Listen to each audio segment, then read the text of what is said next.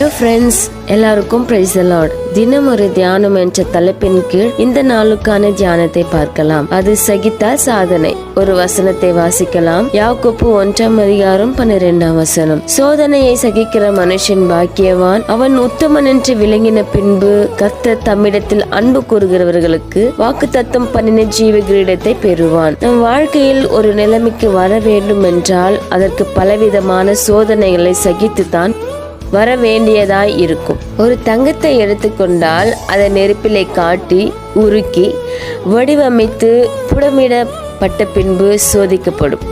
அப்படி சோதித்த பின்பு தான் அது சுத்த பொன்னாய் விளங்கும். அதுபோல இன்று நமக்கு வரும் எல்லா சோதனைகளையும் கர்த்தரின் துணை கொண்டு மேற்கொண்டோம் என்றால் சோதனையை சாதனையாய் மாறும். இந்த நாள் இனிமையாய் அமைய இறைவனாகிய இயேசுவையை நோக்கி பார்ப்போம்.